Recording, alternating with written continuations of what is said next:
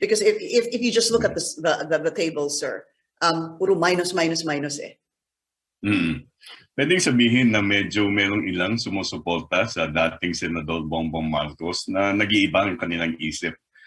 Yung nga lang, hindi ganun kalakihan, kaya kung babatay natin sa survey, ito hindi lumalabis o lumalampas sa sinasabi nating maaring pagkakamali ng survey, yung margin of error. Okay, well understood, sir. Now let's talk about this. Because Bongbong Marcos still at 42 percentage points in C, D, and E markets. Ang ibig ho ba sabihin nito, ganun siya kalakas? And ang ibig ho ba sabihin nito na yung solid base niya is over 50%? Yun ang lumalabas, Pinky, sa survey na pumalo siya sa mayoryang suporta simula doon sa mga nakaraang namin survey. Hindi pa siya bumababa sa mayorya simula noon at ito din yung lumalabas ng Marso. Kung ito yung mananatili, malalaman natin ngayong Abril. Pero yan, malinaw na meron pa rin suporta galing sa mayorya na pumupunta kay dating Senador Bongbong Marcos. And is this unprecedented? May nakita na ho ba kayong presidential candidate in the past na ganito kataas yung numero? Wala. Sa aming mga survey na sinasagawa simula noong 2000, walang isang kandidato na lumagpas sa mayorya yung suporta. Pinamataas na kung aking matatandaan. Yung maong Pangulong Aquino, Noynoy Aquino, nung isang survey, pumapalo siya parang 44-45% ang suporta. Yeah, but nothing over 50% except BBM. Nothing over 50% across our surveys, at least. The pre-electoral surveys. Okay, let's go to Vice President Leni Robredo here in NCR -1. Of course, asok po ito sa tinatawag nga na marginal error. But the balance of Luzon, that's +14. In Visayas, that's +9. In Mindanao, that's also +9. What would you say were the factors that led to this increase, and would you categorize that as significant? Yung kay Vice President Robredo, malaki ang itinaas, no? Yung 9 percentage point ay lagpas sa margin of error from survey to survey.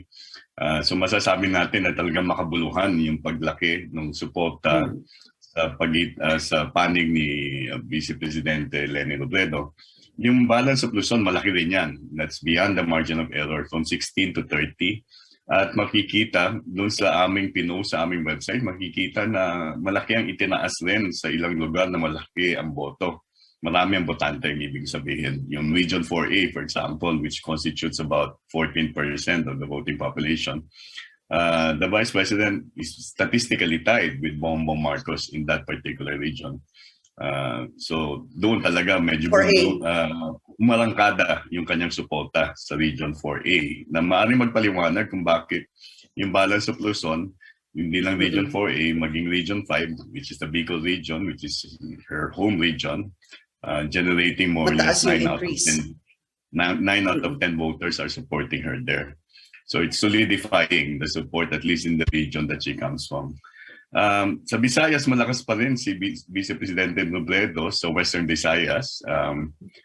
Yung Mindanao niya, bagamat malaking itanaas nito, it's beyond the margin of error. Medyo mas maliit yung suporta niya relative sa national, no? Because she's only getting 14% versus the national support, which is 24%. So it's an area which she needs to generate support if she would want to increase her pre-election preference and have a higher chance or eventually win the election. It's one area na talaga mahina, NCR and in Mindanao. And yung sa classes, significant din ba ito? Class C +13, Class D an increase of +10, and in Class E an increase of +9. Yung Class D talaga ang medyo umakyat. Yung Class E, maliit lang kasing grupo ito, Pinky, pagamat malaki itinaas niya. Pero yung Class D na 10 puntos ang inakyat niya, ito makabuluhan to, no? And it's a large socioeconomic class. So it determines essentially, if you look at the figures, kung ano yung proportion ng support sa Class D, yun ang halos lumalabas sa national kasi nga napakalaking grupo niya. How big is this group, Professor? Class D? It's about, well, based on our surveys, our estimation is that Class D will be about 75% of of the total adult population or the voting population for that matter. Class E would be about 15%, and Class C, if you add A, B, would be about 10%. And then here is where some people are actually questioning, bakit daw walang A and B, sir? Well, sa amin kasi, ang ginagawa ng sampling is random, no? Ibig sabihin, hindi ka pumipili ng respondent based on socioeconomic classes. We follow a multi-stage random sampling. Inahati ang Pilipinas sa iba't ibang lugar. So NCR, Balanced Luzon, Visayas, Mindanao, pipili kami ng lungsod ng munisipalidad sa bawat lugar na yon, pipili ng barangay sa bawat lugar na yon, pipili ng sambahayan, household in each of those barangays, and then pipili ka randomly ng respondent no sa household. So, walang socioeconomic class. The socioeconomic class is determined only after the respondents are interviewed. So, walang excluded rito. Pare-parehong may tsansa na maging bahagi ng survey. Yung nga lang, pagkatapos na ma-interview lahat, walang respondent that can qualify as belonging to class AB. The class are actually determined after the survey was done. Hindi po pinipili muna yung classes, tapos Yeah. After random selection, Pinky. So, hindi ka pumipili ng, ito mukhang AB kakausapin. Otherwise, that violates yung probabilistic design, yung sampling.